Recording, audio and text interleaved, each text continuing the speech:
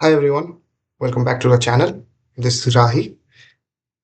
First of all, congratulations to everyone जिनका RRB PO mains निकल गया है और जिनको अभी आरआरबी पीओ के इंटरव्यू में जाना है। तो बेसिकली आज का वीडियो वही उसी के ऊपर होगा। बेसिकली आपको कौन कौन से टॉपिक्स क्या क्या कवर करके जाना है इंटरव्यू के लिए। जितने सारे मैंने कवर किए हैं वो मैंडेटरी है। बेसिकली आपको जानना ही है वो इंटरव्यू से पहले आपसे पूछे या ना पूछे इंटरव्यू में, पर आपको वो सब पता होना चाहिए। तो बेसिकली ये सब मैंने प्रिपेयर किया था अपने आईबीपीएस पीओ मेंस मेंस के बाद इंटरव्यू के लिए। ठीक है, ये सारे टॉपिक्स। और उसके पहले आप लोग अभी शायद देख रहे होंगे मॉक इंटरव्यू कहाँ से लेना है। तो बेसिकली मैंने जहाँ से लिया था वो अड्डा 24/7 का 1200 में मेरे को मिल रहा था। उससे पहले मैं कॉन्स्टेंट गाइड के जो सर हैं विजय मिश्रा, उनका एक बैच था, पर वो सुबह तक खत्म हो गया था उनका सीट, तो मैं वो ले नहीं पाया। वो थोड़ा सा सस्ता था, 800 में मिल रहा था उनको। मेरे को शायद दो मॉक इंटरव्यूज मिल रहे थे। और इधर भी अड्डा 24/7 में भी दो मॉक इंटरव्यूज मेरे को मिल रहे थे। तो सिंस कॉन्स्टेंट गाइड में मिला नहीं तो मैंने वो ज्वाइन कर लिया। वैभव सर क्लास ले रहे थे उसकी कि क्या क्या टॉपिक्स कवर करना है। उसके लिए 5 क्लासेस लिए थे, अच्छा ही था। तो मेरा तो निकल गया ऑब्वियसली। एंड या तो आपको रिकमेंडेड वही है। आप बॉलीवुड से भी ले सकते हो, लेकिन उनका 1600 या 1700 पढ़ा था आईबीपीएस पीओ का। अभी पता नहीं आरबीआई पीओ का कितना रहेगा, तो एक बार आप देख सकते हो। तो ठीक है, आगे बढ़ते हैं। अभी क्या क्या टॉपिक्स कवर करना है ऑब्वियसली। बेसिकली ये सब मैंने लिख के रखा था, पता नहीं दिखेगा कि नहीं आपको। ये वैभव सर बता दिए थे कि ये सब पढ़ के जाना है, आपको पहले से पढ़ के रखो। तो पहले से शुरू करते हैं। पहले बैंक्स क्या है, उसका नेशनलाइजेशन क्या है। तो हाँ, उसके लिए पहले जेमिनाई या चैट जीपीटी कुछ भी यूज कर लो। आप डाल दो कि नेशनलाइजेशन क्या है। आपको याद नहीं करना, आपको बस पढ़ के जाना है कि कब हुआ था। ईयर एक बार याद कर लो, पहला नेशनल बैंक क्या था, ये वो करके याद कर लो, हो गया नेशनलाइजेशन। फिर आता है बेसिकली जो फाइनेंशियल इंक्लूजन स्कीम्स जो होता है सबसे, क्योंकि हर बंदे के पास एक बैंक अकाउंट होना चाहिए। और सरकार वो फाइनेंशियल इंक्लूजन स्कीम्स कब लाई थी, ये लाई थी वो लाई थी। तो बेसिकली फाइनेंशियल इंक्लूजन स्कीम्स आपका पहला टॉपिक होना चाहिए उसके बाद, नेशनलाइजेशन के बाद। ठीक है, तो उसमें जो पहला स्कीम आता है आपका, वो आपको मतलब एक प्रॉपर तरीके से पढ़ लेंगे। क्योंकि पहले क्या चाहिए फाइनेंशियल इंक्लूजन स्कीम्स में, क्या चाहिए चाहिए कि हर एक बंदे के पास बैंक अकाउंट होना चाहिए। तो बैंक अकाउंट ओपन करने के लिए क्या चाहिए, PM BSBDA, basically PM basic savings bank deposit account होना चाहिए। वो एक इंक्लूजन स्कीम है, पहला इंक्लूजन स्कीम। उसके बाद आप पढ़ लेना PM JDY, APY, PM SBY, PM JJBY, SSY. ये शायद 6 हैं फाइनेंशियल। और भी सारे काफी सारे हैं, पर ये 6 मेन हैं, तो आप ये पढ़ सकते हैं।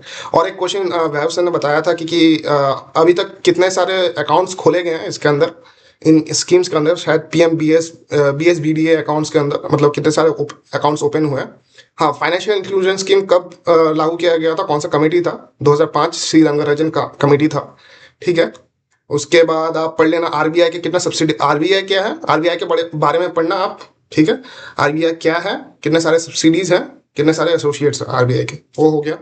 फिर मुद्रा स्कीम्स क्या है और एमएसएमई स्कीम्स क्या है। ठीक है, हो गया। फिर एक अच्छा सवाल है कि आरबीआई का जो लोगो है वो क्या है। बेसिकली उसका लोगो जो है वो royal Bengal tigers before standing before a palm tree. ठीक है, और आपके नोट में कितने सारे लैंग्वेजेस हैं, तो बेसिकली 17 लैंग्वेजेस में 17 लैंग्वेजेस इंक्लूडेड है नोट में। जो 10 100 या कितने का नोट है, तो उसमें 17 लैंग्वेजेस इंक्लूडेड है।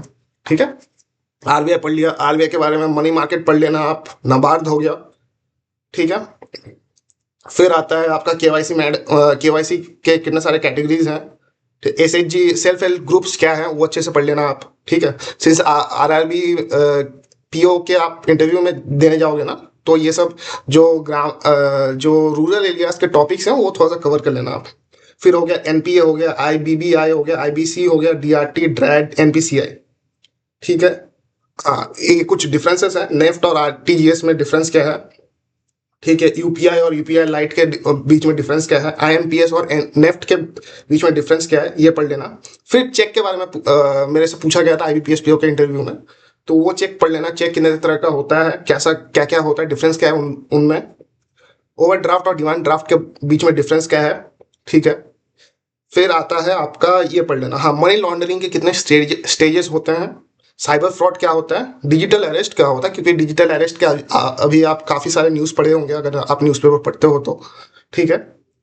उसके बाद पीएसएल क्या हो गया, प्रायोरिटी सेक्टर लेंडिंग क्या हो गया, प्रायोरिटी सेक्टर लेंडिंग क्या हो गया, वो मेरे से पूछा गया था कि कौन कौन से सेक्टर्स में कौन कौन सा सेक्टर आता है प्रायोरिटी सेक्टर लेंडिंग में, ठीक है। वो एक हो गया। फिर हो गया ऑब्वियसली आरआरबी के बारे में, रूरल रीजनल बैंक्स के बारे में आप पढ़ के जाना, बहुत इंपॉर्टेंट है क्योंकि आप उसी का इंटरव्यू देने जा रहे हो, ठीक है। सस्टेनेबल डेवलपमेंट गोल्स क्या है, बैंकिंग ओम्बुड्समैन क्या है, ठीक है। नीति आयोग एसएमए। फिर टाइप्स ऑफ अकाउंट क्या है, types of ATM, types of banking, हो गया टाइप्स ऑफ रिस्क। फिर आता है आप थोड़ा सा आप हाँ जीडीपी और इन्फ्लेशन के बारे में पक्का पढ़िएगा आप, ठीक है। जीडीपी क्या होता है, क्या कहते हैं, इन्फ्लेशन क्या होता है, पर कैपिटा इनकम क्या होता है, कौन सा एक इकोनॉमी का हेल्थ कौन ज्यादा अच्छा बताता है, जीडीपी या फिर पर कैपिटा इनकम, आंसर होगा पर कैपिटा इनकम, ठीक है। वो हो गया। तो हाँ, उसके बाद read all the specific interest rate, repo rate कितना चल रहा है अभी, रिवर्स रेपो रेट कितना चल रहा है, ये सब आप रेट एक बार गूगल में सर्च करके पढ़ लीजिएगा, ये आपको रट मार के जाना है, ठीक है। ठीक है, और कुछ नहीं, मैंने ज्यादातर यही पढ़ा था। ये सब कवर कर लोगे, फिर जेमिनाई से एक बार पूछ लोगे, जेमिनाई या चैट जीपीटी में पूछ लोगे कि और कुछ पढ़ना है तो पढ़ लो, ठीक है। लेकिन ये सब मेन होता है।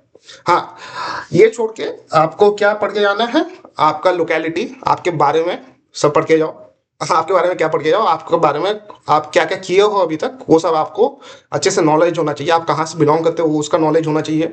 एक बार आप आके वहाँ के एमएलए एमपी कुछ भी है वो एक बार पढ़ लेना, स्टेट के अभी, हाँ स्टेट के चीफ मिनिस्टर गवर्नर दोनों के नाम जान के जाना, ठीक है।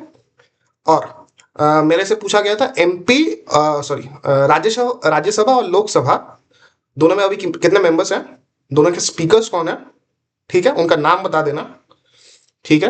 वो सब याद करके आना। हाँ, और किसी का नाम जब लोगे तो अगर मेल हुआ तो श्री लगाना, और फीमेल हुई तो श्रीमती, ठीक है, या मिस्टर और मिसेस और मिस।